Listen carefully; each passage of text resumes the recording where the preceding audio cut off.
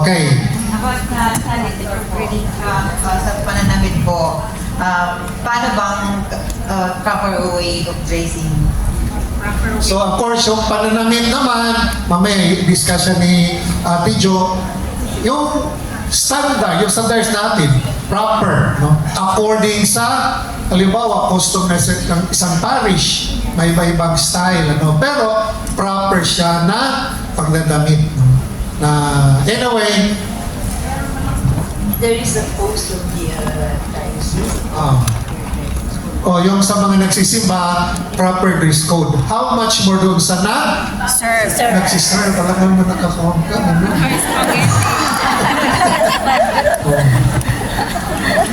Another yung reminder, yung pag nagsiserve tayo pala sa altar, di ba yung altar to ano? Yes. Kung nag-serve ka, dito ka lang sa gilid kukuha na or maglalagay.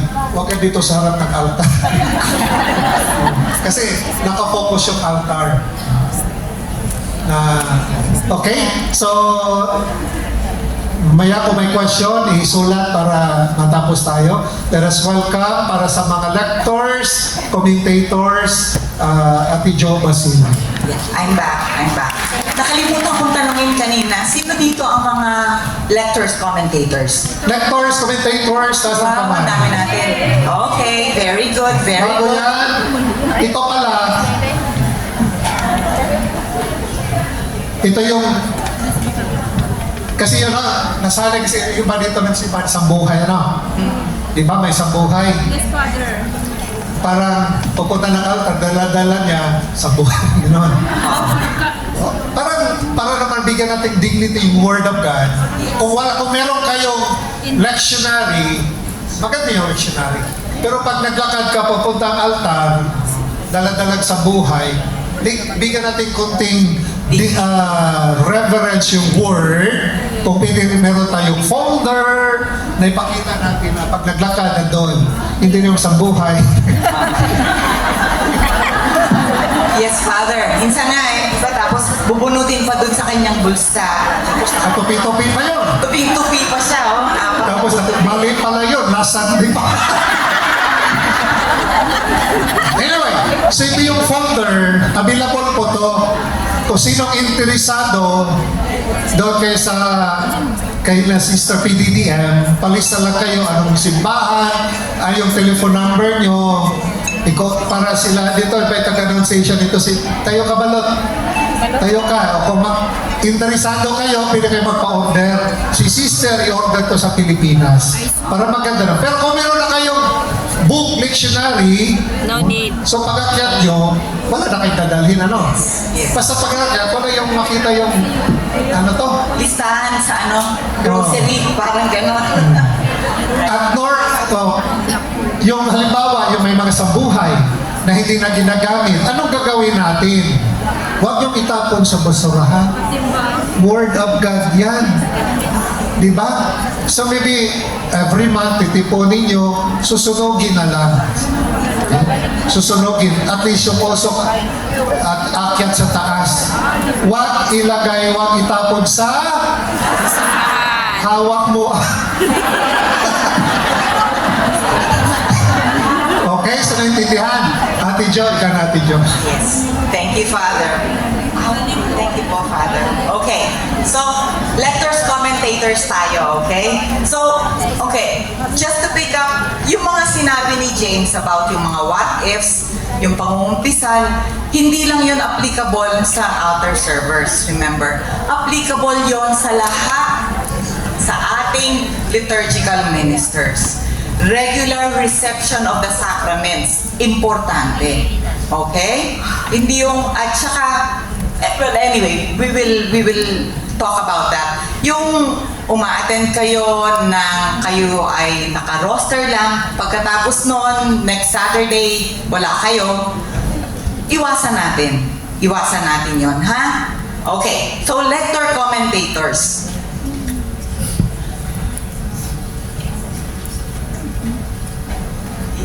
Oh, sorry. Okay.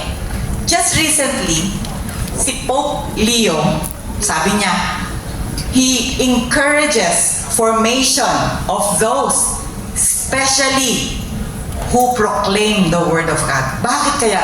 Siguro may maano siyang experience. Bakit? Particularly lectors, particularly those who proclaim the Word of God, to support the liturgical initiation of the faithful and the deeper understanding of Christian worship. Ito, Pope Leo to, just recently, nung siya ay nag-audience with yung sa Roma, ito ang sinabi niya. Bakit kaya? Siguro nare-realize na how important the ministry of the word is. Okay? Sabi niya, parishes should invest. Kaya we should be thankful kay Father Jay na ito ginagawa niya para sa atin. Right? So inaano niya lahat ng parishes to invest in the liturgical formation, especially of lectors. Right? Actually, ini-encourage din niya hindi lang sa misa, hindi lang sa liturgy, but also liturgy of the hours. Right? So para tayo ay magkaroon ng magandang spiritual life. Okay? He encourages also the creation of biblical and liturgical courses. So ano itong mga biblical and liturgical courses? Nadinig niyo na ba yung LBS? Yes. Right? So yung mga formation teaching na ginagawa ng chaplaincy, ito yun. Right? So please always take advantage of all this formation. Kasi ito ang hinihiling sa atin ng Santo Papa. Okay.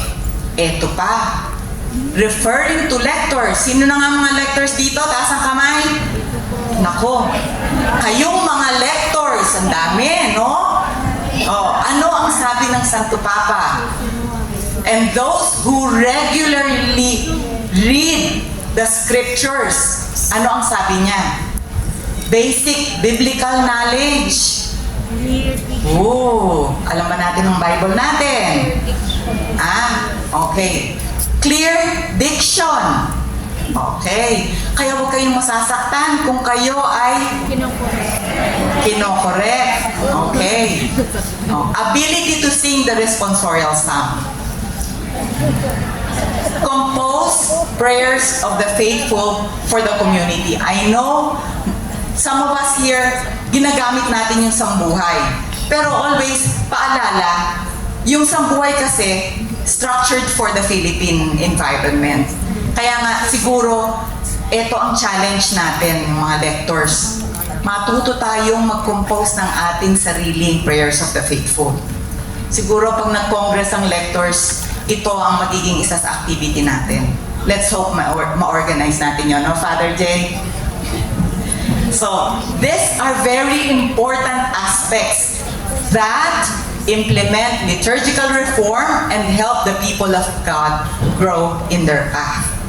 Okay? So, tandaan niya, basic, biblical knowledge, ano pa? Clear diction, ano pa?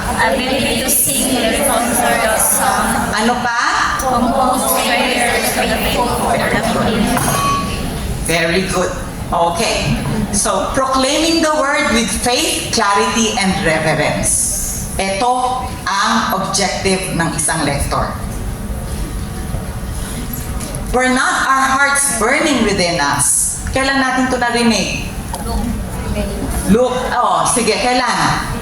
The road to Emmaus, right?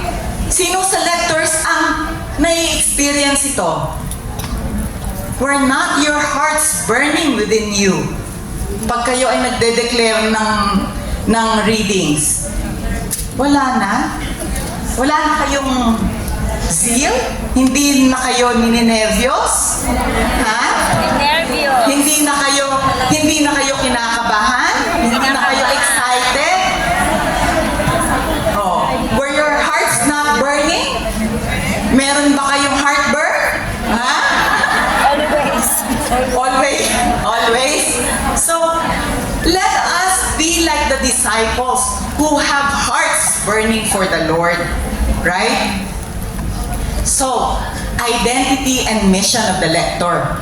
Sino ba ang mga lectors? Who are the lectors? Who? Lector ka ba? Opo. Sige, sino ka? Sino ka? Sabihin mo sa akin, sino ka? lector and commentators of St. Matthew the Apostle, Chunmun. Yes po. Ako po ang nagbabasa ng Liturgy of the Word and also the commentator. So, you proclaim the liturgy, yung first reading or second reading, alright? Okay, and commentator paminsan-minsan. Sino pa? Ayaw, sige po. Maraming salamat. Yay! Okay. Sino pa sa likod? Lector sa likod. Sino ang bagong lector dito? Gusto ko yung bago. Yung bago. Ayun. Oh. Sige. Halika. Eh, hindi. Kilala na kita eh. Ayoko. Kilala na kita. Bagong mukha. Yung hindi ko pa nakikita. Sino bago? Bagong mukha. O, ayun, bagong mukha. Sige, ikaw. Who are you?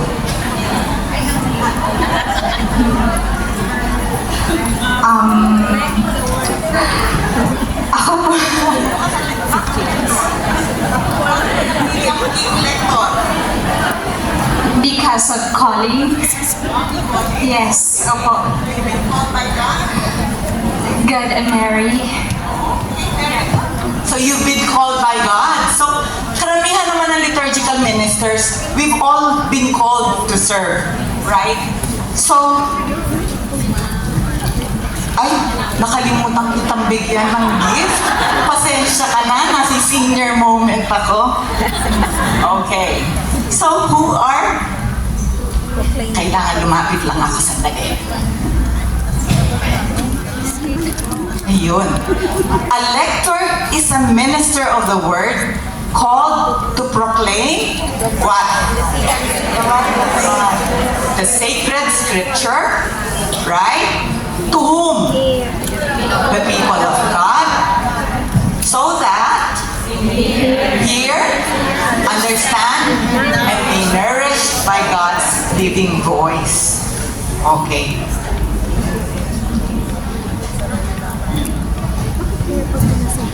A lector is a disciple who listens to the word before proclaiming it. Saan nga? Taas uli ng kamay ang mga lectors dito.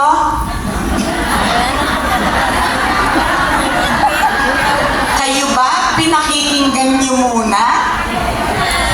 O yung word bago niyo i-proclaim?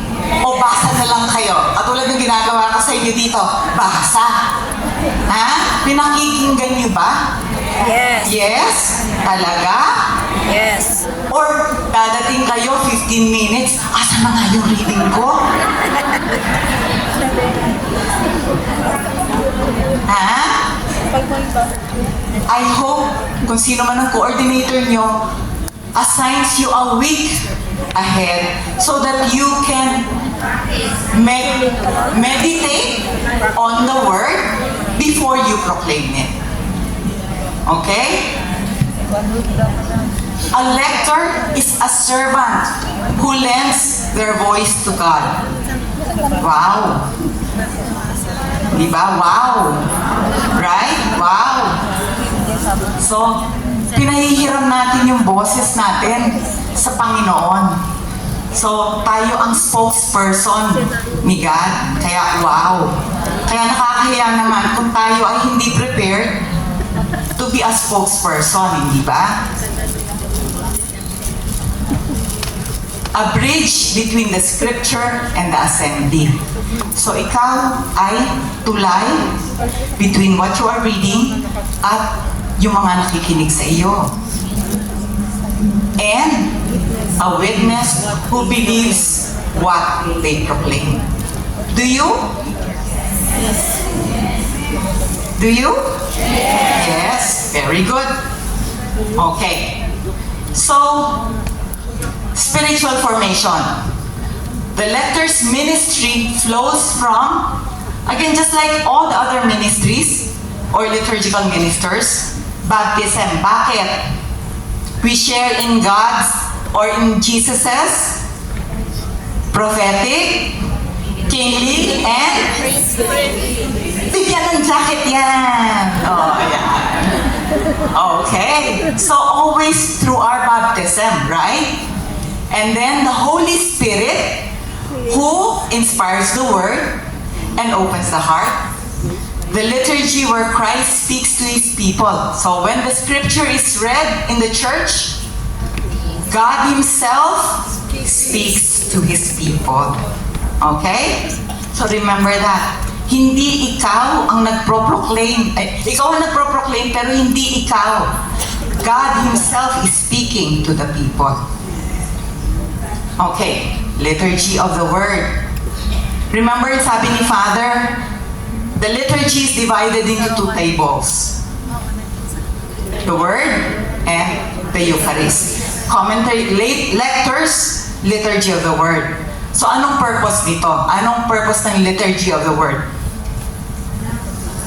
Announces what?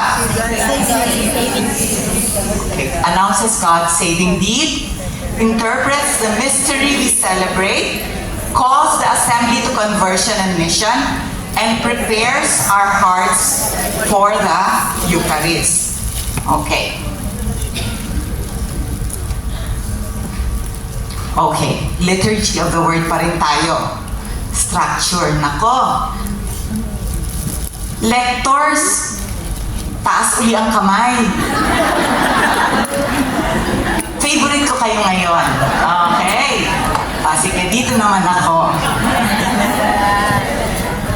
Kung liturgy of the word, structure ang pinag-uusapan natin, ha? Ano-ano ang parte ng liturgy of the word, kuya? Hindi. Structure eh. Structure. Tingin nyo.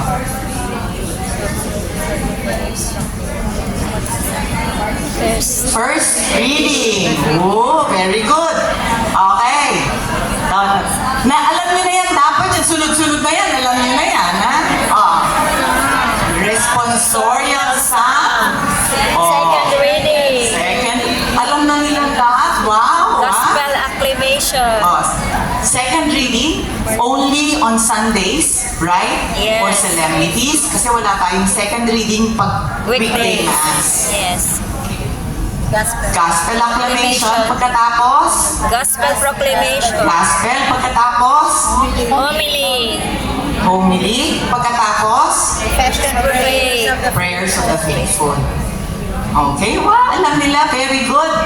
Parang binasa yung ano Very good. And then the prayers of the faithful. Okay. So normally, ano-anong binabasa ng lector? First reading, psalm, second reading, and the prayers of the faithful. Very good. So alam nyo, winako, tapos na tayo, ha? Okay. Biblical knowledge. Ito naman, biblical knowledge. Knowledge of the lectionary. Ito, taon-taon, inaaral natin. So, the lector should know the 3-year Sunday cycle. Ano yun? ABC. Anong year tayo ngayon? Who is? Sinong binabasa natin? Mark. Matthew. Okay. Kung nasa year C ako, sino ang babasahin natin? Luke. Wow, very good nga naman. Father, pwede na umuwi.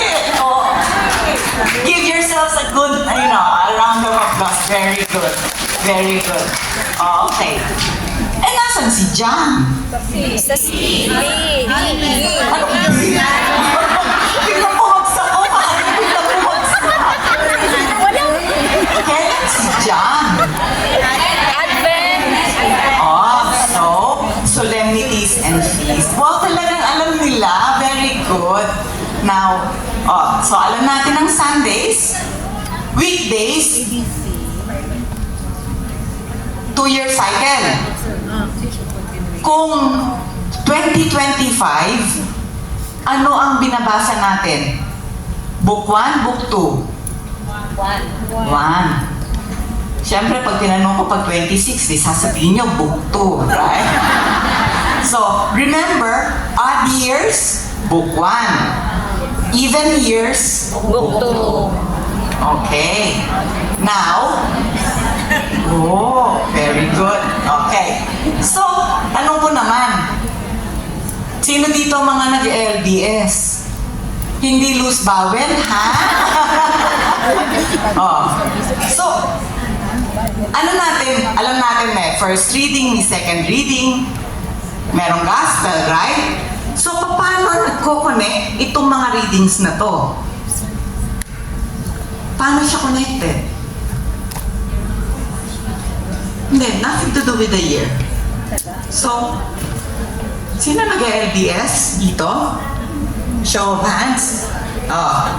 Paano? Pag nag-LDS kayo, anong ginagawa nyo? Nagdadaldalan lang kayo, no? Ano, himay-himay? O ano hinihimay nyo? O, yung mga word. O pagkatapos, ang gagawin nyo pag nahimay nyo na? Naghihibla kayo, right? Naghihibla kayo. So normally, ano tong ginagawa nyo pag naghihibla na kayo? You connect the readings, right? Now, in our readings, normally, the first and the gospel are connected. And then the second reading is a continuous reading. So like for example, ngayon, or yeah, yung first reading at saka yung gospel, connected sila. Pero ang second reading is coming from the letters of St. Peter tayo. St. Peter sa Sunday, right? So, tuloy-tuloy lang siya hanggang matapos. Okay? Question so far? Mamaya. Okay. Preparation. Ito. Before you proclaim, anong ginagawa nyo? Practice read. You get familiar with your reading. So, syempre, assign muna kayo. Ikaw, first reading ka ngayon. Oh, okay. So, read the passages. Understand the context. Identify the tone. Ano yung ibig sabihin ng identify the tone? Ito, sabi niya, joyful, urgent, sorrowful, or instructional. Ano ibig sabihin nun? So, kung kunyari, ang reading ay, like for example ngayon, Easter season, ano ang first reading? Normally, Acts. Right? Oh, yung sermon ni St. Peter. Oh, instructional. So, pwede ang tone, ang boses nyo ay giving instruction. Hindi ka pwedeng binabasa mo ito na para kang naghehele. Right? Kaya, kung may sense of urgency, then you put that tone in your reading. Right? Kung sorrowful, kung malungkot, hindi ka naman pwedeng masaya nung binabasa mo yun, ano? Right? Kaya it's important that you read before or you meditate on your reading before reading it. So, a lector does not simply read, it proclaims with faith. Okay. Voice and diction. Dito tayo marami sa atin dito nadadapa eh. Okay. Sabi niya, clarity. Ano yung clarity? Malinaw. Malinaw. Articulate. Right? Yung consonants natin. Ano yung consonants? Yung V at saka yung F. Oo, ha? Yung V natin at saka yung F. Oo. Minsan nagkakagulo sila. Pronunciation of names. Ito minsan, lalo na yung maraming, si Saul, si Isaac, si Aaron. Hindi ba? So, you have to learn how to pronounce it, how to say it properly. Pace. Ano yung pace? To pace. Pace. Anong pace? Ano yung pace? To pace. Makapalang pace. Ano? Right? Makapalang pace. So, pace, yung bilis o bagal ng iyong pagbasa. Sinasabi ko nga sa iba, kung sa tingin mo, mabilis ang pagiging pagbasa mo, mabilis ang basa mo. So kung kunyari nag-practice ka, mabilis. Mabilis ang basa mo. Kasi mas mabagal ka naming madidinig eh. Kaya kung tingin mo mabilis ang basa mo, mabilis ang basa mo. Pero wag naman slow enough to be understood. Never rush. Wag naman ganun po. At baka makatulog po ang ating mga nasa congregation. Right? So, that's why it is important. Ito yung mga bago, ito yung dapat natin gawin bago tayo bumasa. Para alam natin kung paano natin i-proclaim ang word. Projection. Ito, projection, ganon, right? Projection, speak to the assembly, not to the mic. Yung, the word of the Lord. Naku, kinain na po yung mic. Wala nang naintindihan. Right? So, speak to the assembly. Para kayo ay madinig. Para kayo ay maintindihan. Okay? Pause. Allow the word to breathe. Mapapansin nyo, pag kayo ay not so much yung sambuhay, pero meron pa rin sa sambuhay. Yung proper lectionary, hati-hati na siya. Right?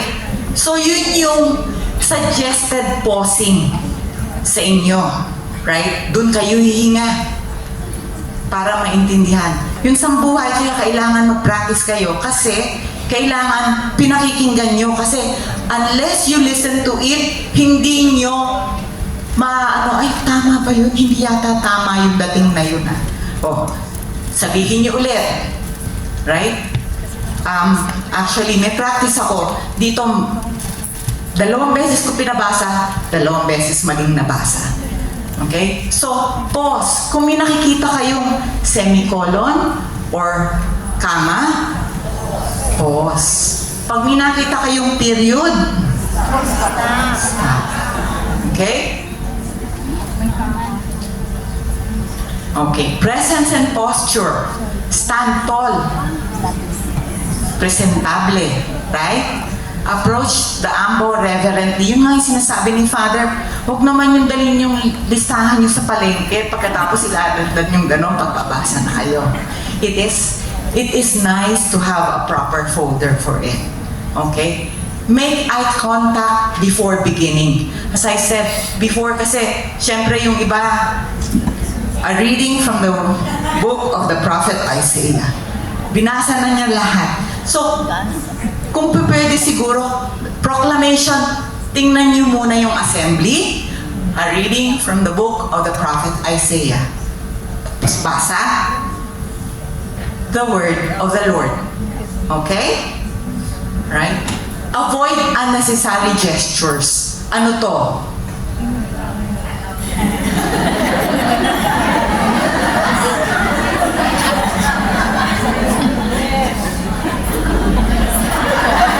Yun, ha? Kaya, bago kayo umakyat, ayusin nyo na yung sarili nyo. Right? Kung meron pang buhok na, hayaan mo na siya. Right? Avoid unnecessary gestures. Okay? Microphone. Keep a constant distance. So, kung kunyari, nag-umpisa ka ganyan, pangatawanan mo na, yan. Right? Yung iba kasi, hindi, okay, ote. Ayan, lapit pa natin. Konti. Sige pa. Ayan na. No, hindi kasi, the more you put your mouth to the mic, hindi kayo naiintindihan eh. Ang nadidinig, puro ganon, right? So, commit yung constant distance and speak across, not to the mic, across. Right? Across to the mic. Wag directly, puno na siya ng laway.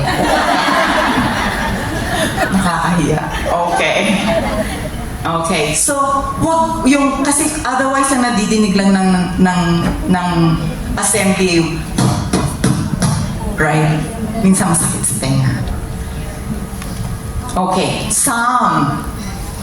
Why do we sing the psalm? The psalm is a prayer. It's a response to the first reading.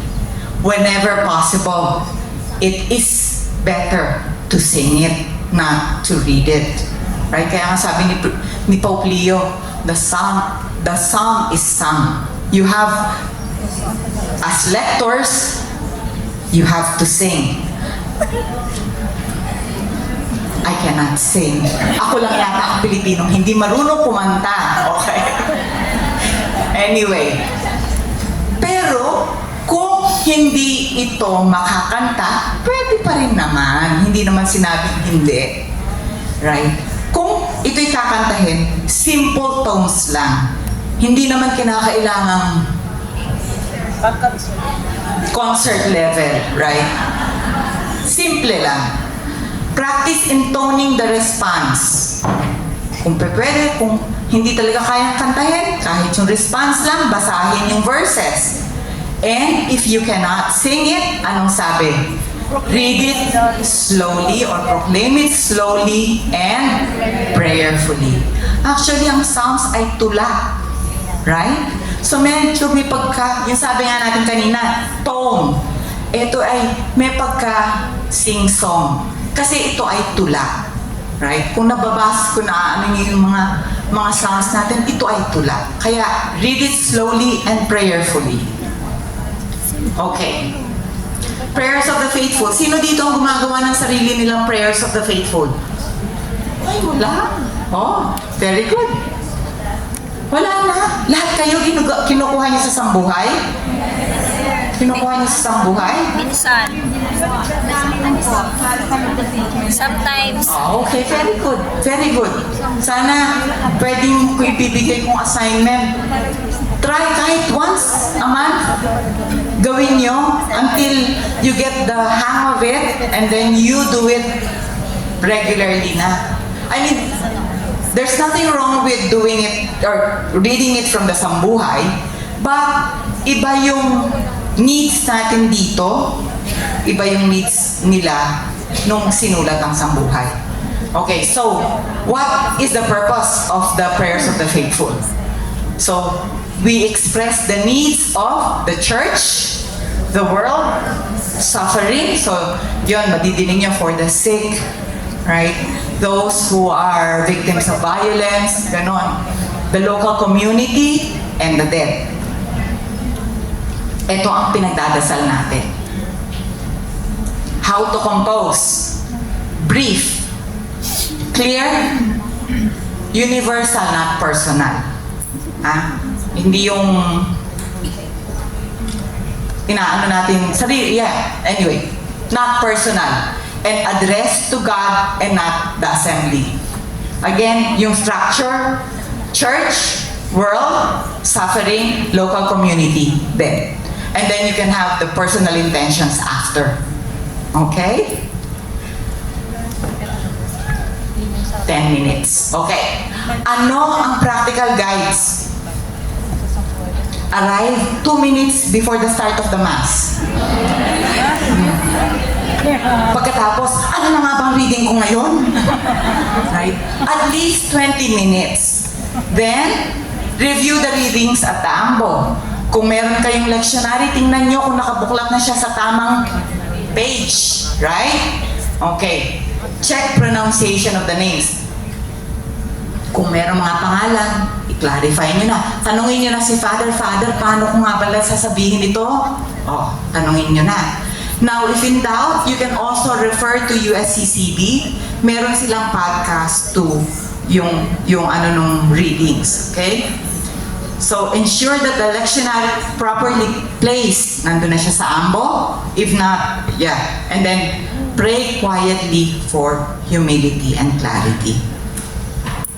Ask the Holy Spirit to help you proclaim the word. Always. Please, just a simple prayer. Dear Holy Spirit, please help me proclaim this word. Okay. During the Mass, move with reverence. Sinabi ko na sa inyo, no unnecessary gestures, right? Bow to the altar, not the tabernacle. Proclaim with confidence and calm. Pause before and after the reading. And with the word of the Lord. Thanks be to God. Okay, after the Mass, if necessary, return the lectionary, reflect on your proclamation, and thank God for using you, for using your voice, for letting you serve.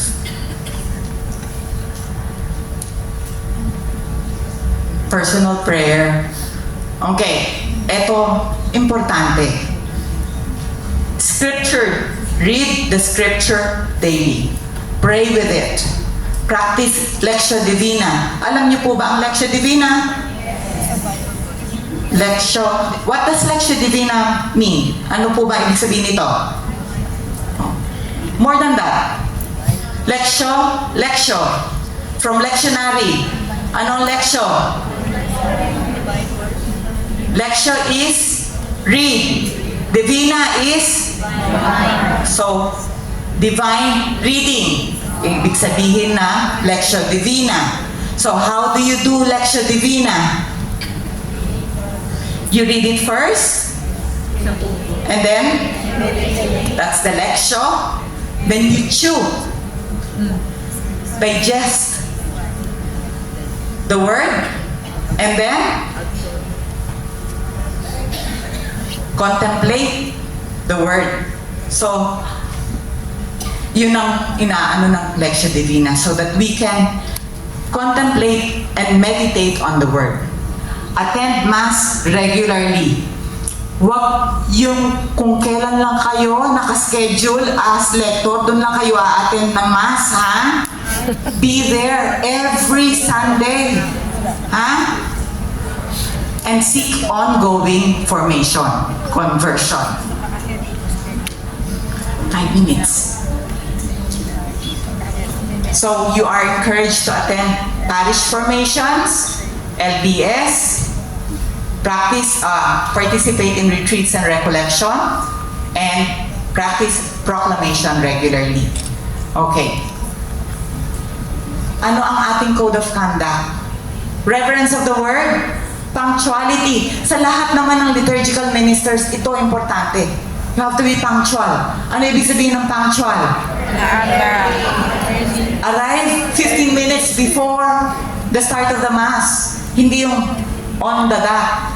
15 minutes. If you are 10 minutes before the start of the Mass, you are late. Ha? So, para kayo ay makapag-settle down, mabasa nyo yung inyong reading, quietly reflect on it, and you can pray. Yung sabi nga ni Father kanina, we need to be commissioned so that we can be blessed, we renew our commitment, and we are sent forth to proclaim the word. Ito, practical guides. So, practice unfamiliar names. As I said, kung hindi nyo alam kung paano i-pronounce, tanongin nyo yung pare. Right? USCCB. Or sa phone nyo, meron doon how to pronounce. O, type nyo, then sasabihin sa inyo yun. Si Google. Break long sentences into thought groups. Huwag niyong babasahin. Like for example, merong letter si St. Paul na isang paragraph, isang sentence lang siya. Right? So, hati-hatiin niyo siya. Right? Use pauses to clarify the meaning. Okay. Common mistakes. Reading too fast. Over-dramatizing. Ano kaya ito? No. Masyadong ginawang oratory yung kanyang pag-read. Right? Whispering into the microphone para kayong magbeshi ng iyong mic. Right? Adding words or changing the text. And then turning the proclamation into a performance. Okay? I will skip this. Conclusion. A lector who understands Scripture proclaims it with conviction, clarity, and faith. Okay. Questions? I know we have to start Mass na, no, Father? pa sa EM. Questions. For the lectors, yes.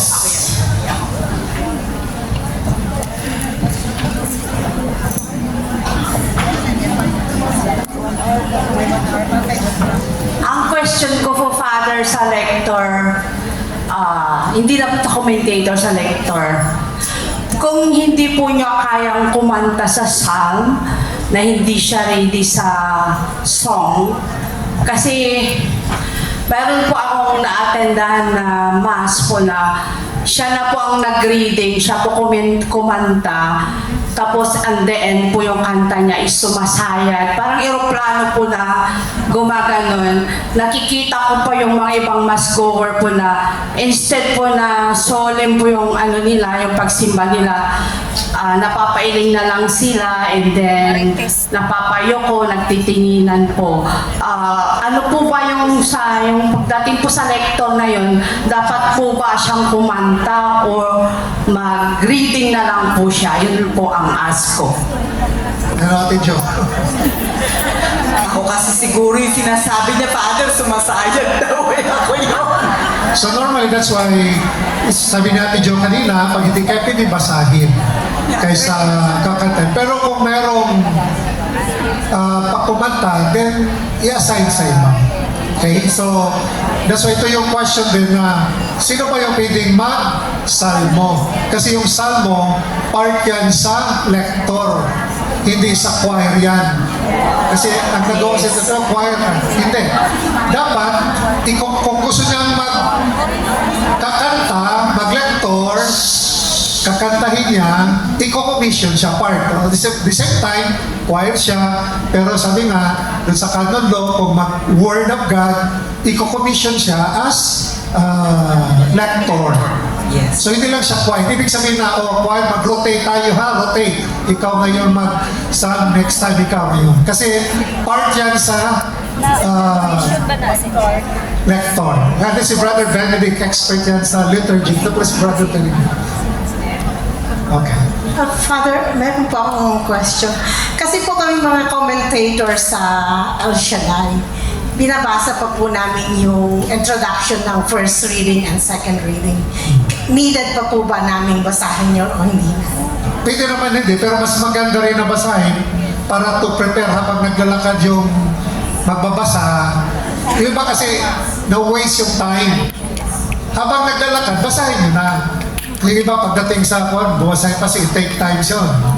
So normally, preparation yan para yung mga listeners, ang congregation, alam niya ano yung kabuuan ng reading. Para ang introduction, it is like the summary doon sa babasahin. Yes. Thank you po, Father. So, pwede mas maganda rin na basahin. Kasi siguro po ang nangyayari, ginagawa nating part of the liturgy of the word na inaantay nating makadating sa ambo or sa yung lector at saka natin babasahin ngayon yung introduction. So ang suggestion is while the lector is approaching, basahin niyo na para pagdating niya, yes. So para pagdating niya, proclamation na. Pero pagdating naman doon sa mga lector, pagdating nyo naman doon sa lector, pause mo na hindi agad basa agad. Tapos ibang page pa lang binasa. So sigurado mo na, ito ba talaga yung babasahin ko? The power of pause. Father, ang tanong ko po, is it okay na Sige lang. ang nagsasalmo sa amin ang choir?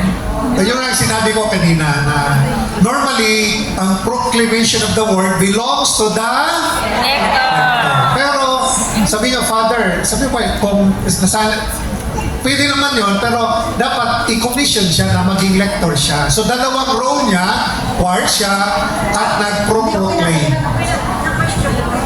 Okay, sister? Nako ha? Hello, Father. Father, itatanong ko lang po as a lector kasi yung commentator po ay nagbabasa doon sa acclamation. Pero yung reading from the book is commentator din po ba? Normally, kasi may bago yung commentator, a reading from the book of Acts of the Apostles. Tapos sabihin ng lector, Peter sa So, actually, ang lector mag-proclaim a reading from the book of the Acts of the Apostles. Ang commentator, ganito ha, before, wala naman talagang commentator. Isipin natin, di ba may party hawak mo ang... For example, may party. Di ba sa party merong MC ceremony? Parang yung commentator, MC siya. That's why may pinagdebatihan na namin yun. Pag commentator ba? Kasi hindi naman siya nag-proclaim ng word. Sabihin lang niya, introduction, ito yung pamisan ngayon. Let us all stand, all kneel. Hindi siya nag-proclaim ng word. Ang importante yung lector. That's why, sabi mo nga, pwede ba yung commentator na hindi siya ma-commission? Well, technically pwede kasi hindi naman siya nag-proclaim ng word. MC lang siya. Di ba? Ang importante yung lector kasi yung word of God ang pinoproclaim niya. Okay? And Father, to clarify, commentator, unless rumoroster siya as a lector as well, then she has to be commissioned. Right? Pero kung commentator ka lang forever, hindi ka nagle-lector. No need to Pero commission. technically, parang isama nila, kaya most likely, nandun ka na, that's a kino-commission. Pero, sabi ko nga, ang Word of God, dapat i-commission dahil pare ang na-proclaim, sinishare, hindi extend lang sa inyo. Diba? So, pwede palang mag-commentator na hindi na-commission. Pero pag hindi ka pwedeng magbasa, hindi ka pwedeng mag-proclaim sa Word. Yes. Pero in short, para madali, dapat i-commission na lang. Kaya one time, pag walang lector, magbasa ka talaga doon. Yes, that's true. Technically lang yun. Kasi ang commentator, parang extra lang yun. Pwede naman walang commentator. Diba? Pwede naman actually walang commentator. Good afternoon po, Father. Yes, Dito sister. po. Dito po. Saan? Ay, Father. Paano po pag yung lector po ay nagkamali ng binasa, paano po namin siya i-correct? So pagkatapos sa ng Mass, wag doon during Mass.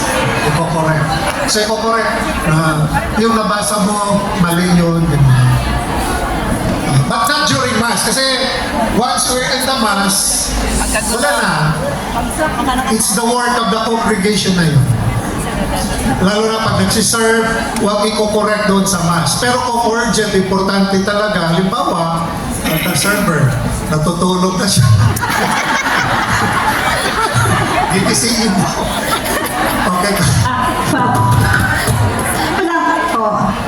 Meron po bang edad na tamang edad para magiging as lector? O wala naman, mas importante na-compliment ka, nabinyagan. As long as nabasa mo, kasi mamaya, upang ka na reading. Basta importante, gagamitin ka ni Lord para mag-proclaim. Dapat ganito yung principle, dapat makatulong ka sa celebration. Hindi ikaw yung iintindihin ng kongregasyon. Nakuha? Okay lang yan, understanding na. Pero hindi na siya nakatulong, dami hindi maintindihan. Wala siya. Siyempre, ibig sabihin, ang punto doon, paano tayo makakontribute sa body of Christ? Kasi ang purpose natin, ang katawan ni Kristo, tayo, yung man-nourish. Pero tayo, itigil lang natin yan kasi wala namang pagbasa, siya lang. O baka naman yung ibang tayo, pwede pa mag-pray. So ang punto doon, paano po, that's why yung serving, may contribution sa community. Father, good afternoon. The same question lang po, Father, doon sa about sa responsorial sum. Okay. Responsorial sum. Yes, Father. Gusto ko lang po i-clear, Father, kung kasi sa amin po, ginawa po namin yun about 2 years, 2 years na po. So, kami pong choir ang kumakanta po doon sa responsorial Okay, sum. yung choir lahat kung kakanta kayo, at least sama ka sa commissioning.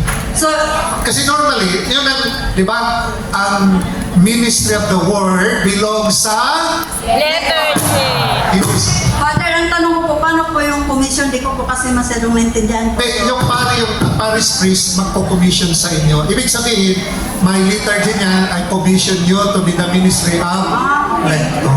Pero, tanongin niyo, Father, pwede ba kaming choir father kakanta? Yes, Sabi ni Father. Father, okay, di. Si parish priest naman ang masunod. Okay, thank you, Father. Thank you. Yung parish priest naman ang masunod. Opo, bago po namin kinanta yan, nakas po kami ng approval. Bago po Oo, namin okay lang yun. Sabi. So- Yung damor na sinabi niya, ibig sabihin, kinukomisyon na kayo. Okay. Hindi lang isang isa. Yes, Father. Pero mas maganda na meron talagang particular na psalmist. Hindi ibig sabihin lahat na lang tayo.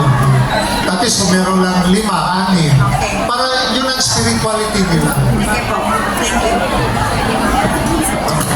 Ate Jo, di ba si Ate Jo? Okay. Okay na? Ay meron pa sa likod. Hawak mo ang...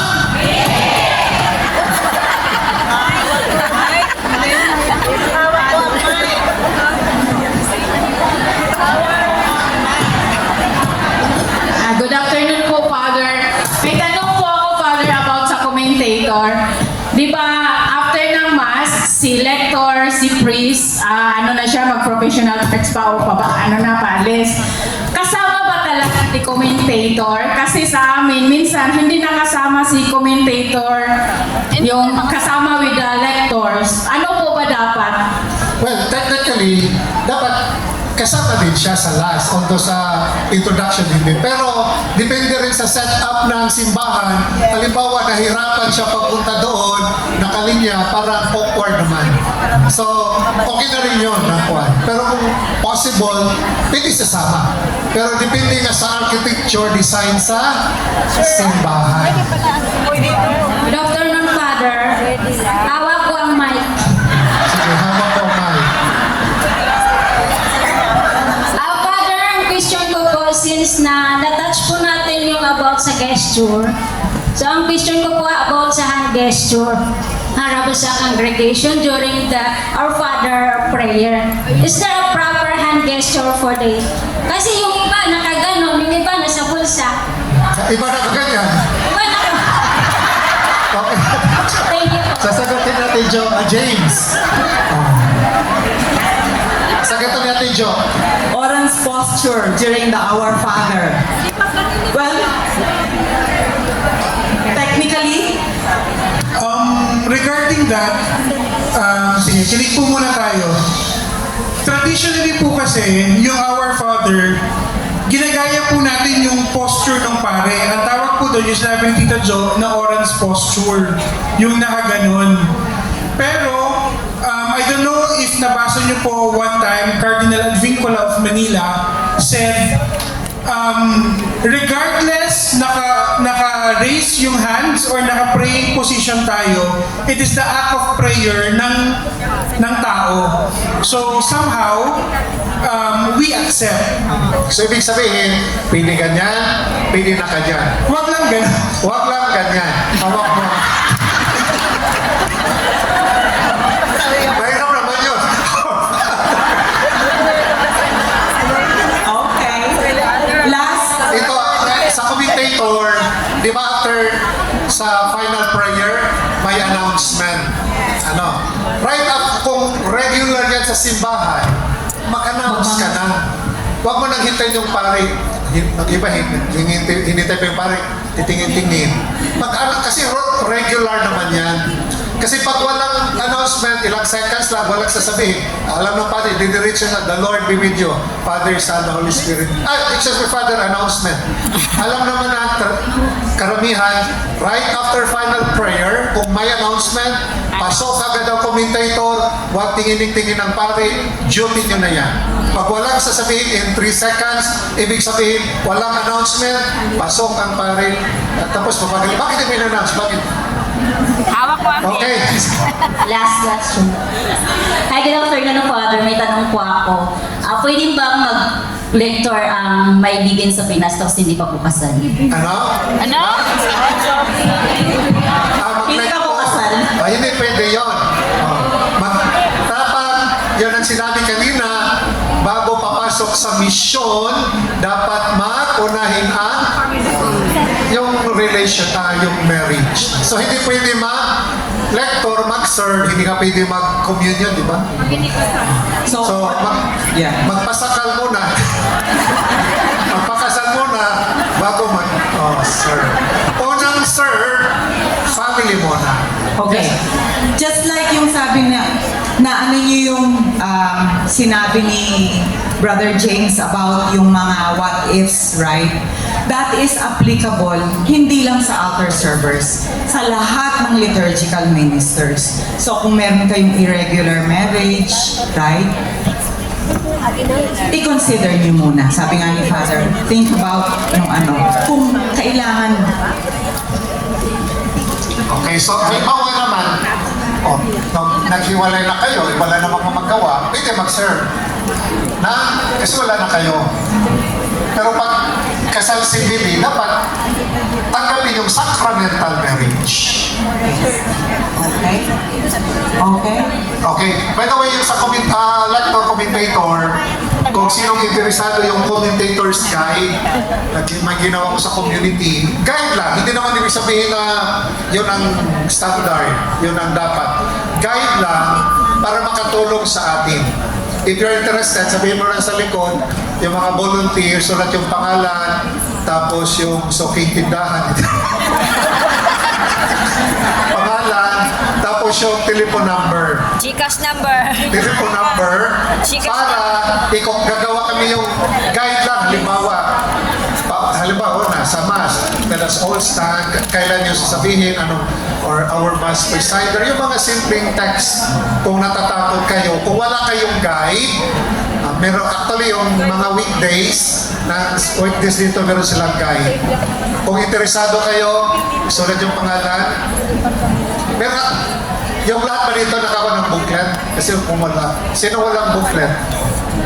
If you're interested, baka pwedeng mag-print ulit si James. Yung sa booklet.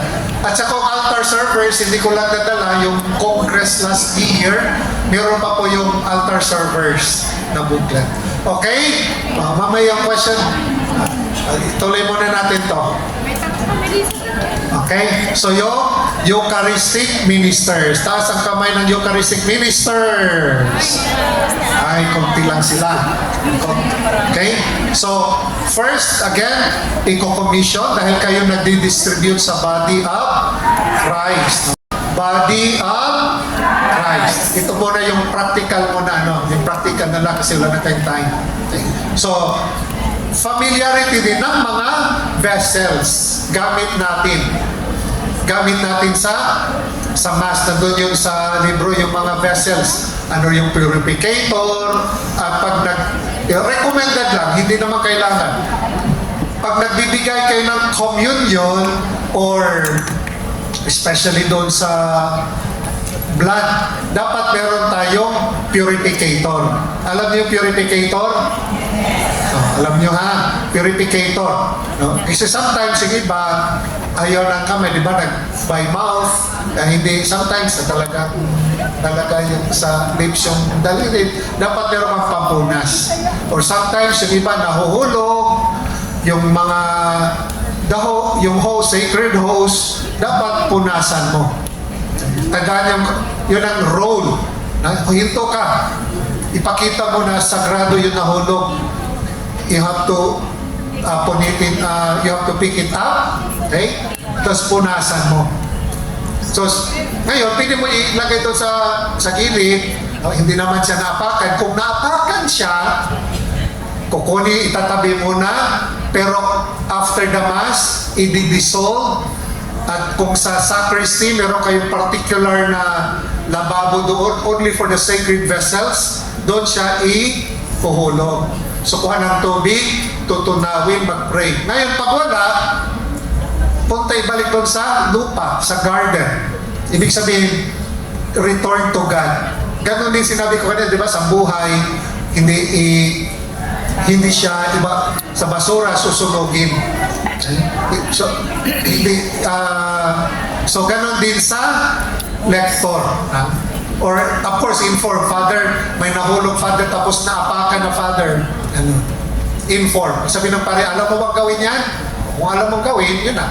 Kuha ka ng tubig, ilagay, i-dissolve, to pray, and then ibalik back to earth. Ganon din pag may nagtanong sa inyo, Father, kung mga rosary, mga images, pag nasisira na, huwag sa basura. Either susunugin or ibalik sa lupa. So meaning, return to God. Yung pag sa lupa, we return it to the Lord. Okay? So, of course, i-commission nyo Eucharistic minister.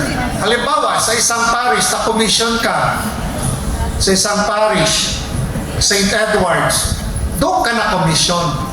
Kasi ang parish priest na-commission sa. Ibig sabihin, pagpunta mo ng St. Joseph Funley,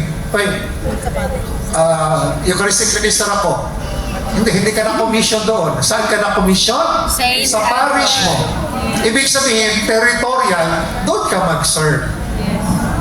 Hindi ibig sabihin, uwi ka ng Pilipinas, automatic. Tulad, di ba, territorial diocese, tulad ng pari. Pag pumunta ko sa Pilipinas, wala kong parang right or wala kong faculty na mag-mass doon in public, pwede sa bahay. Pero punta ko ng parokya, mag-mass, wala, hindi part ng territory sa Hong Kong. Mag-invited. Okay. At least, ipakita mo, kakilala mo yung parish priest, pwede ka. O ganun din sa lector, commentator, Eucharistic minister, hindi automatic na commission ka dito, pwede kayo mag-serve doon. Kung saan ka na-commission, sa annunciation, doon yung service mo. Okay? So, para wala, maintindihan natin na, hindi, na-commission ako doon. Lumipat yung amo mo. Diba? Lumipat ito sa Hongham. Hindi naman automatic.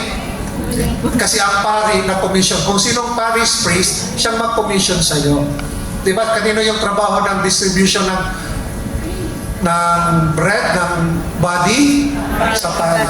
Kung ang pari na-commission mo ay sa annunciation, doon ka extension. Hindi naman ka kino-commission sa parish priest ng Hongham. Okay? So, yun ang, okay, so may territorial. At dapat meron tayong devotion na Eucharist. Ibig sabihin, time na, yung nandun ka sa Eucharistia. Okay? Kasi yun ang spirituality mo. No? Devotion to the Eucharist. Especially during di ba, normally may renewal tayo during the body and blood of Christ. Di ba, first communion. Pero that is a good time also para pagmitingan sa community, mag-renew din kayo as a Eucharistic minister doon sa maganda, yung Corpus Christi.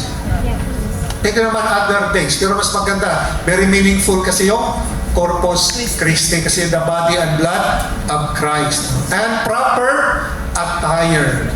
Kung sa tayo nga nagsisimba may proper attire, how much more doon sa nagbibigay ng communion.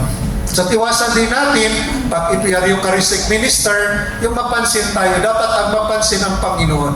Ibig sabihin, itry natin na hindi mapansin, dami nitong malaki ganyan, pulang-pulang lipsticks, kapal-kapal na kilay. Ibig simplihan, baka mamaya nandun, tingin-tingin sa iyo kasi na, ang ganda, nakuha ng kilay. Okay? Uy, ganda naman ng earrings. Ibig sabihin, si Kristo ang mapansin, hindi ikaw. Kasi tayo ay nag-distribute.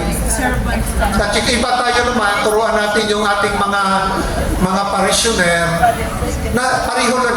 Ang tinanggap natin ay si Kristo, right? Sino naman nag-distribute, pareho lang yan. Iba talaga doon sa pare, haba pa, iba dito, wala na. Pareho lang yung si Christ, iba lang yung nag-distribute.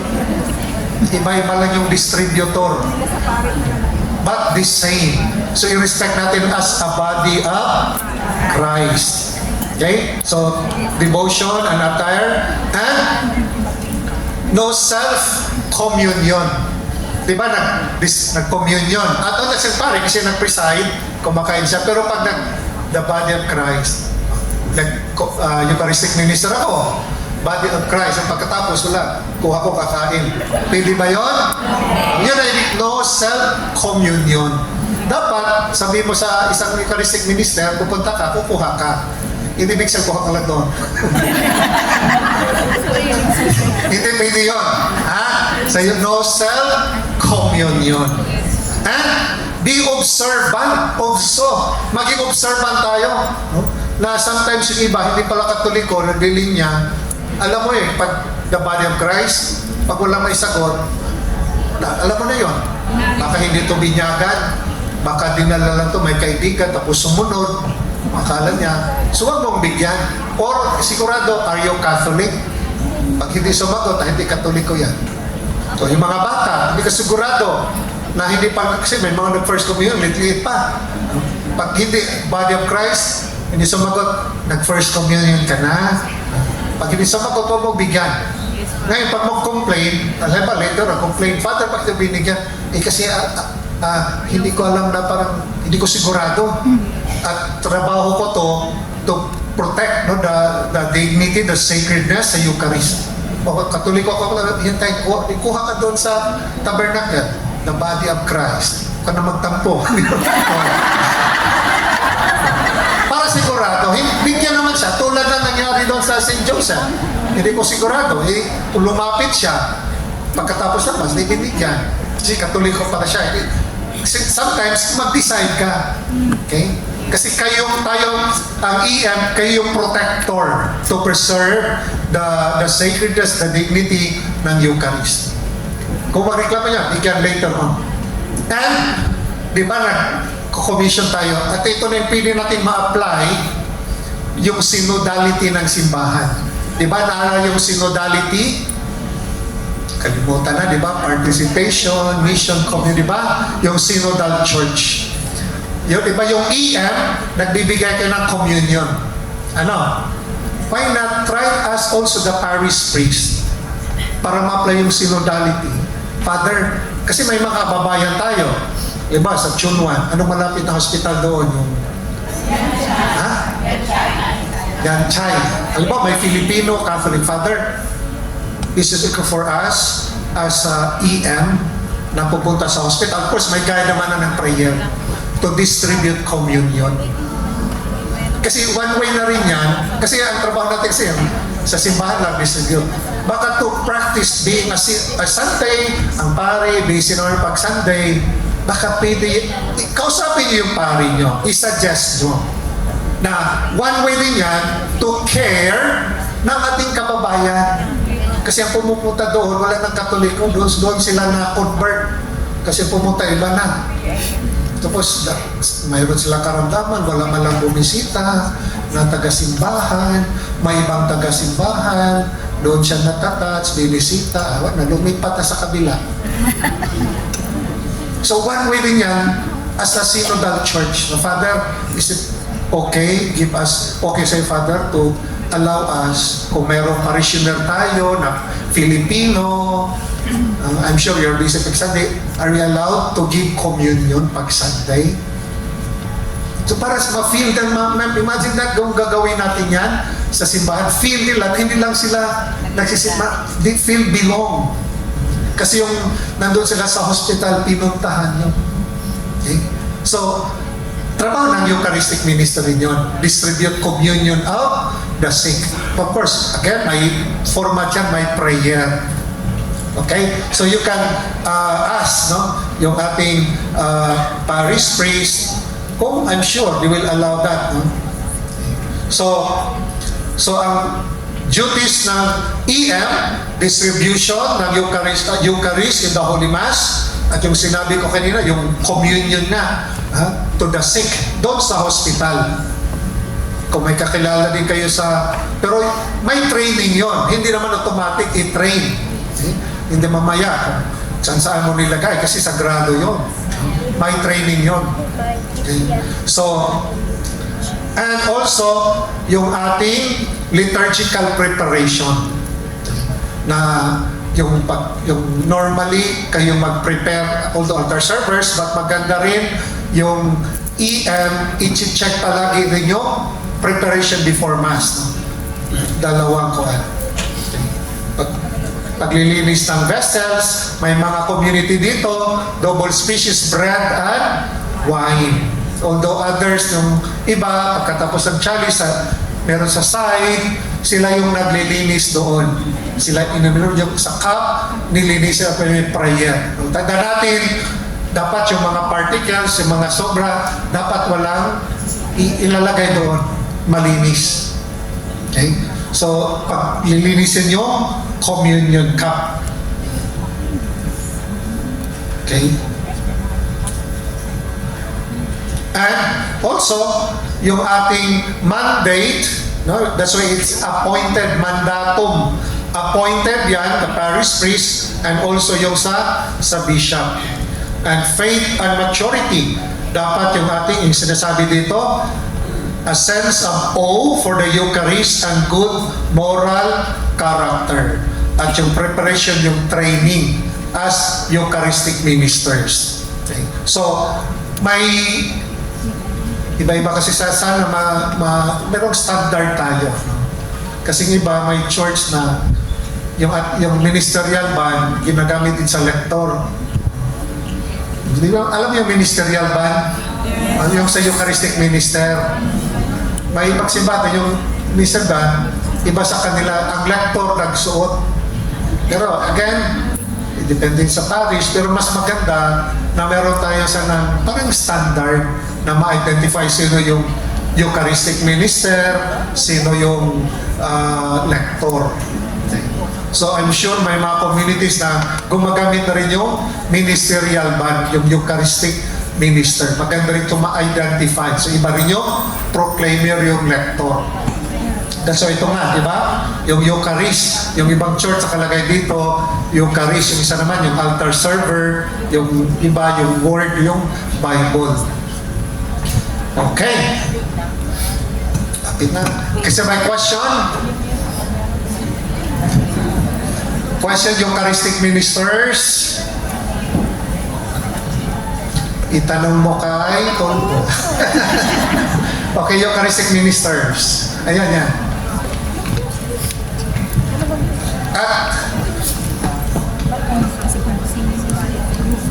Good afternoon, Father.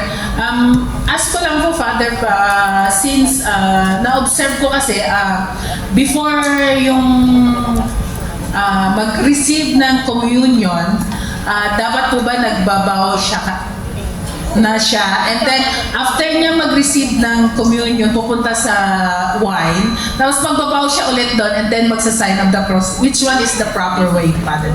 Normally, yung pag nag-receive communion, yung baw kasi personal yun eh. Normally, takapin lang natin, the blood of Christ, the blood of Christ. Yun na yun, acceptable. The rest, hindi siya required, parang personal mo na yun. Pero mas maganda, sundin na natin na, although yung baho siya, bare-bare gano'n, di ba? Pero na doon, imagine baho. Tapos, baka it takes time pa, palagi lahat na magbabaho.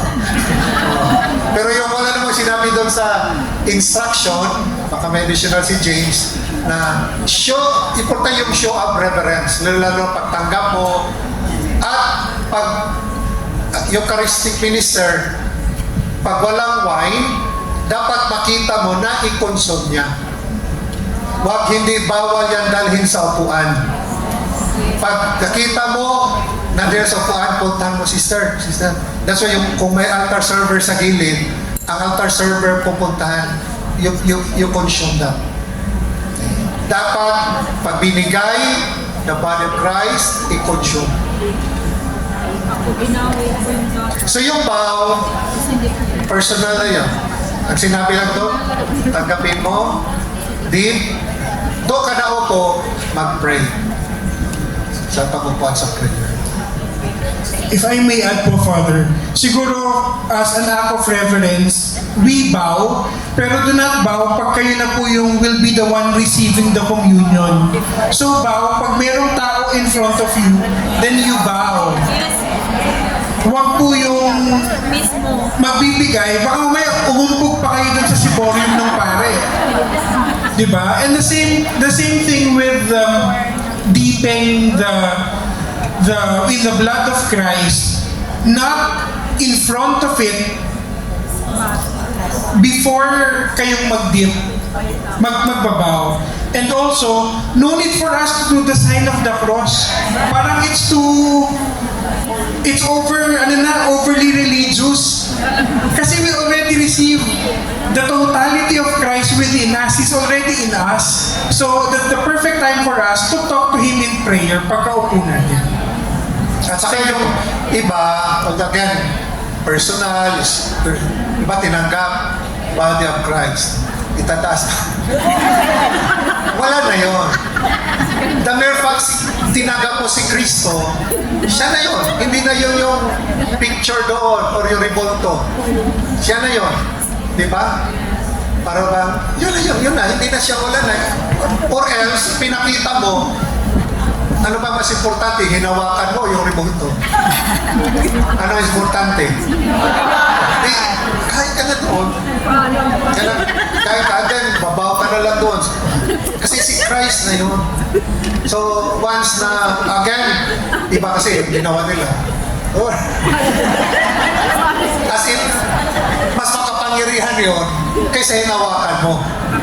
Hawak mo ang so, nakuha ba? Pero again, may ginagawa eh. Pero ito part of our education na para alam natin na hinawakan ko pala, bakit iganyan ko pa? Siya na pala to. Di ba? Bakit iganyan ko pa? Parang mas kapangyarihan pala yun. Ito na eh.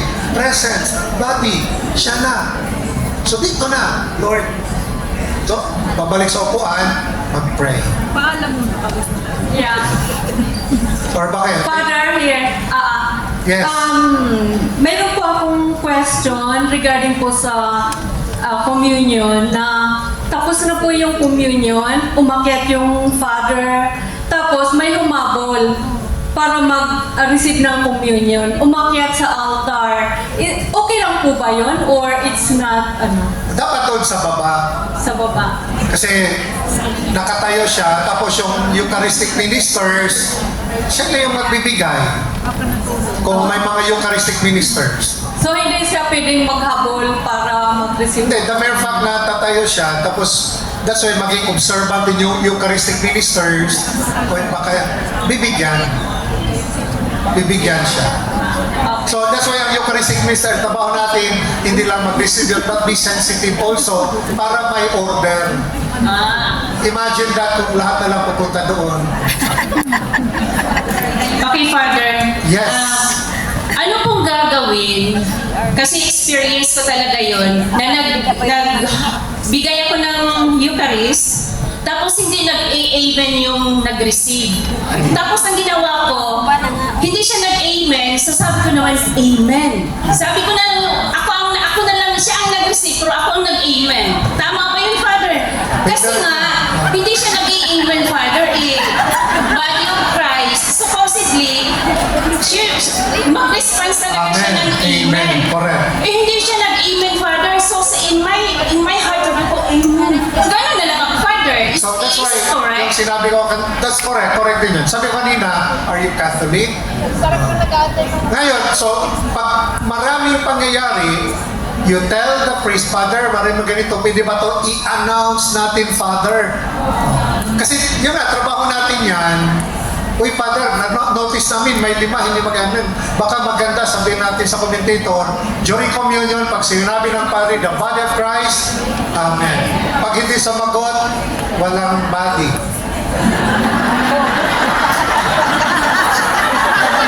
Opo, so, pwede naman yung binigyan mo, ikaw na lang sumagot.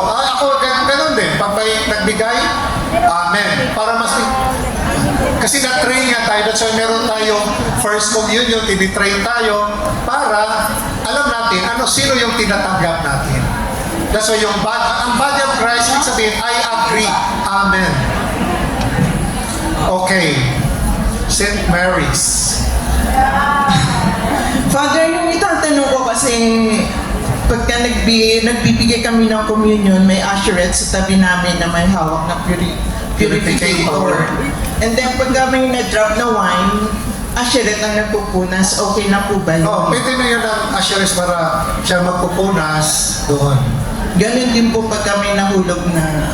Pero pag yung sa host, normally ang Eucharistic minister kasi ang altar server, they are serving the altar. Hindi sila commission doon sa distribution ng communion. Kasi yung iba kasi yung na-dip, normally, pwede ka magpunas. Pero that's why for practicality, di ba? Mabilis sila magpupunas. That's why yung maganda talaga yung sa purificator, yung talagang spread. I-spread talaga yung purificator. Kasi pag ilang distance lang, mga ilang inches lang yan, may tumutulog talaga. So, may spread mo. Yes, Father, ni-spread po namin yung purificator. Tapos beside may share po sa amin, may hawak din po siyang So, pwede yung purificator na nag-serve. in case. Pero pag nahulog, normally, ang Eucharistic minister, Yes. Pero Father, minsan kinukonsume na po namin immediately yung nahulog na pwede rin, pwede rin.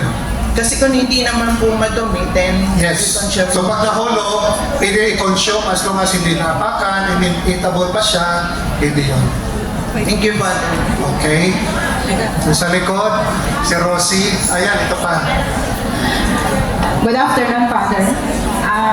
Kasi po, meron kaming kasama dati sa Catholic Center na he's been in the elderly center for a while. So, pag nag-visit po kami sa kanya, nagtatanong po siya na, Day, dalahan mo naman ako ng host kasi matagal na po hindi siya nakapag-mass, communion po. So, sabi namin, Kuya, hindi po kami allowed sa mga ganun kasi consecrate, sacred host yan na hindi naman basta-basta bibit-bitin mo na kung gano'n. Sabi ko, siguro ba, yung namin sa kanya na baka need mag-ask ng somebody to bring it for him. Correct. Kaya lang po, syempre busy din kami minsan. Parang wala po kaming idea kung paano po, pwede po ba allowed yung gano'n yung ordinary people lang po. Yung EM nyo. Wala po kasi kami Father sa sa Catholic Center sa Immaculate po, Father. Si Kuya dito po, So, Father. you can ask the parish priest, Father, can you commission us? Kasi ang kuha natin, pag may mga messages na hindi lang sa simbahan, but even outside sa simbahan, na makatulong tayo to grow sa sacramental life nila. Father, meron ganito, anong gagawin natin, Father? Or can you commission us, give us yung format and prayer, and then once a week pupuntahan namin, magbibigay kami ng pray, na tumisabay na sa hospital. Yun ang sinabi ko kanina, to become a synodal church. Pero kung may time si Father, pwede siya pupuntahan. Sa turno yun, si Dito. Kung may time. So, isuggest nyo. Okay? Last question. Ikinaan lang po. So, last question po. Hello po, Father. Suggestion ko lang po kasi nagtanong na po ako kasi kulang po ng Eucharist ang ministers. Opo. So, hindi po namin alam na isa po sa altar namin ang naghawak. So, hindi rin alam ng liturgy core namin na siya ang maghahawak ng ochan. Parang siya po yung nagbigay ng Eucharistic. Yes. Sa Eucharist. Altar siya, pero Eucharist po. Hindi siya na-commission. That's why meron nating liturgical seminar para alam natin yung boundaries natin. Altar, sir, hindi nga pwede siya magbukas ng kwan kasi hindi siya na-commission. Ang pwedeng magbukas ay Eucharistic ministers. Ang altar, that's why altar server, doon lang siya sa altar. So, at least alam natin. So next time, that's why maganda sa community, mayroon tayong Eucharistic ministers para mag-distribute. Hindi yung altar servers. Pwede rin siya i-commission ng pari. Father, pwede rin tayo commission natin ito yung altar server, maging Eucharistic minister. Okay? So, question. Ang sasagot si Ate Jo. Good afternoon po, Father, Ate Jo. Tanong ko lang po, yung na-commission na EM, forever na po yan, until death. Or until death do us part. Sana all, parang kasi. So, normally, di ba, sinong nagko-commission? Parish priest. Kino-commission ko yung term yan. Let's say normally 5 years. Kasi after 5 years, nilipat naman siya. Iba namang pari. Yung bagong pari, yan ang mag-commission. Kasi ang trabaho nga niya, trabaho na Paris Christi. Ini-extend lang tayo. So normally, for example, sa El Shaddai community, normally every 2 years sila, renew ng renew. Pero ang kanya, kung term ni Father, 5 years, yan na, kasi siya yung nag-commission. Bago ng pari, i-commission ulit kayo. Kung pari ay forever, forever.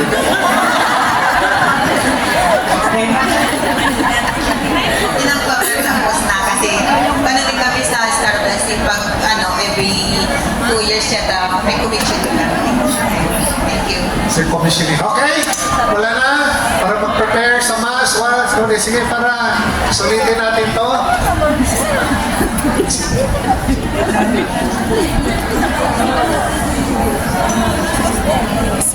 Oh, thank you. Thank you, sister. Father, last question siguro. Regarding po sa altar servers, pwede po ba yung lector and commentator mag-prepare ng altars before the mass? No. Kung walang mag-prepare, edi na, wala namang nag-prepare. Okay. Kung meron, kasi yung mag-preparation sa altar, of course, yung altar servers, Yes. trabaho nila. Pero, kung wala, hintay natin si Father. Okay, Father. Paano naman, for practicality naman yun. Wala talagang na-prepare. Kung As long wala. as Pero- may training siya, may formation. Yes, pero kung nandiyan naman po yung altar server, Di ba ko sa puso? yun na lang. So, talagang altar server talaga yung mag-prepare ng altars, di po ba, Father? Not necessarily altar, as long as kasama ka sa liturgy. Pwede naman. Yung lectors. Yung lectors. Lahat pwede. Ang altar server, ibig sabihin yung within the celebration sa Mass. Kasi yung ibang paris nga, yung nag-prepare ng altar na doon sa likod, yung Chinese, hindi naman siya altar server. Thank you, Father. So, all maka-prepare. Lahat mag-prepare. Ang altar servers, ang duty is doon sa Mass. In terms of preparation, as long as ma-delegate natin, ma-organize natin yung preparation. At para hindi ko makalimutan, palagay iba kasi may church na once ang altar, always white yan kung nag-prepare kayo. Maski ordinary time, maski Advent, no? Top of the altar ay white. Di ba napansin nyo pag holy hour, maski Advent, gagamitin ng pari white. Ibig sabihin, for the Lord, belong niya all season yung white siya. Hindi yung green, pili siya sa gilid. Or red sa gilid, or violet. Pero ang top of the altar, always Why? question. Good afternoon, Father. Hawak ko ang mic. Ang tanong ko lang po, Father, after po na communion, actually hindi po sa atin ito sa ordinary day, sa Sunday. Pagkatapos po tumanggap ng communion, sabi po ng pare o ng ng commentator, tinatawagan yung mga bata para pumunta sa harapan para po i-blessing. But sometimes, yung tumanggap na po ng communion, dapat po ba siyang pumila para... No, hindi. Kasi mas tinanggap na nga niya si Christ, di ba? Yung mga hindi pa nag-communion yun. Or halimbawa, yung tayo, hindi tayo nag-communion, adult, pwede rin yun. Blessing yung mga adult na kaganyan. No? So pwede rin, hindi lang sa bata. Yung spiritual communion na yun, parang gano'n. So yung mga hindi pa naka-communion, yung mga bata, part sa kanilang formation, dinibless sila. So, sa tumanggap na talaga, hindi na kailangan pumila para Correct. mag-blessing. Kasi hawak na ang bread. Ito na yung katawan ni Kristo sa kanya. Okay. Father, good afternoon po. Gusto ko lang po magtanong sa AM. Di po ba sila sa site? So, nag-start na po yung mass, ongoing na po yung mass. Minsan kasi nanonotice ko na labas-pasok sila ng San Cristi. So, it is okay na ganun yung mangyayari na labas-pasok sila. Depende naman kung talaga urgent, kung kailangan, pwede. Pero kung pasok-pasok ka lang, magti-text ka sa likod. Yung attitude na yun ng EM. Hindi magandang attitude. Pero pag necessary, importante, part sa liturgy, may kinukuha ka, pwede yun. Pero kung ganyan ka lang for anong reason, depende sa reason nga. Kasi mahirap naman hindi natin alam, baka may kinukuha, yung something na gamit. Pero for the sake na ganyan-ganyan ka, remember, once na mas ang focus natin sa altar. That's why, kung pwede less movement, the more no movement, the more nakafocus ang congregation sa altar. Thank you po, Father. So, depende rin yun na bakit pumunta doon. Baka gusto lang pumunta.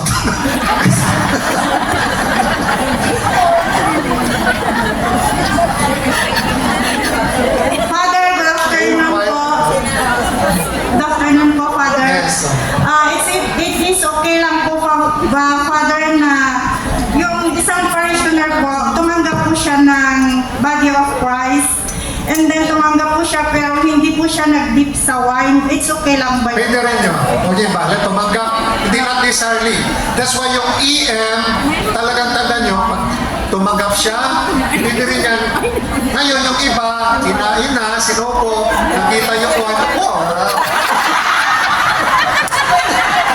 Bawal yun. Sabihin mo na, okay na si At isok ka pa, nakita niya, sinubo niya. Ginanya hindi dadiri. Bawal yun. Bawal. Okay, bawal yun. Once sinanggap, okay na yun. Baka first timer lang yun. Alam niya next time na double swishing ka na. So that's why observant yung EM. Na again, lately lang sa parish, nag-appreciate na siya, binigay ng babae, gano'n. Nakita niya, may wine. Ginanya pa yung, inaalaw naman ang Eucharistic minister. Ano ba ito? Bakit? Father, mabilis kasi. Dapat mabilis ka rin tinakpan mo. Sabi ng mga tagkuhan, okay na sister, okay na. Pwede rin yun. Pwede, pag tinanggap niya, pwede rin yun, mas hindi na yung wine. Okay?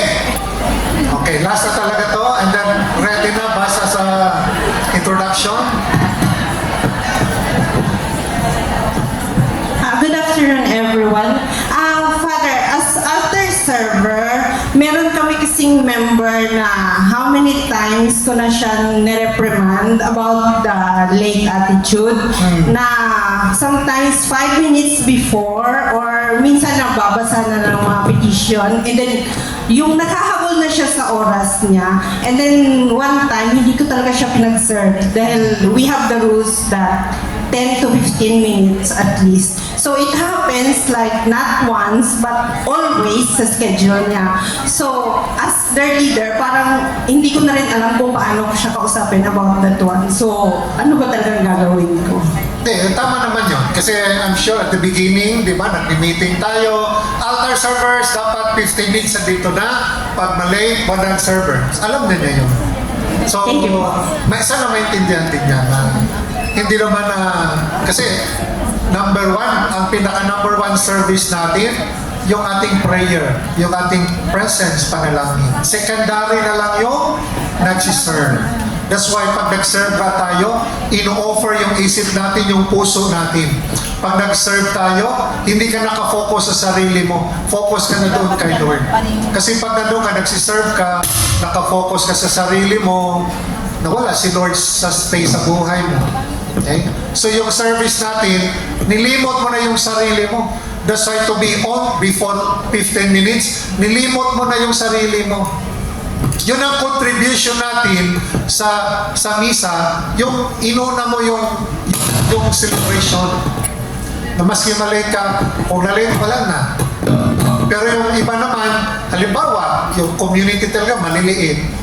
And that sometimes walang server. Pag nalilate yung, halimbawa, yung Eucharistic minister, hindi na nakaprosesyon, walang ibang EM, di pa sikrito na lang siya sa gilid na papasok. Pero possible, dapat mag-umpisa tayo doon sa prosesyon. Okay? So we prepare. Ate Jo, last word, Ate Jo, and James, final words for reminder. So, ginagawa natin to para mas lalong updated tayo, mas lalong alam natin, mas magandang mag-serve kung alam natin yung mga meaning, theological meaning, yung practical na gawin natin. Okay? Remember, ang service natin, ito yung contribution natin sa ating simbahan. Ito yung ating worship sa Panginoon. But sana yung service natin, hindi lang ang loob sa simbahan. Ang service natin, dapat sa lipunan na maging liwanag, maraming ng kadiliman. Sana pag nagsiserte sa kapwa, buhay yung ating selebrasyon. Hindi lang ibig sabihin ng pananampalataya, hindi lamang sa loob ng simbahan. Ang pananampalataya, isabuhay natin paglabas natin doon sa lipunan. Ate Jo, final words, and James. Yes, and always remember, relationship, not showmanship, right? Let's make our service to the Lord also a way for us to grow closer to Him. Hindi showmanship lang.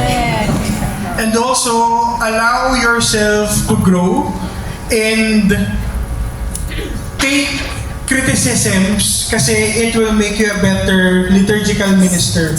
And also po, the Eucharist that we receive may we also be Christified. So, isa buhay, isa puso natin yung na-receive natin. Para yung sinasabi po namin kanina, we don't only act reverently within the church, but also in the outside church. Okay po? Thank you very much po. Thank you very much, and let's prepare for our celebration.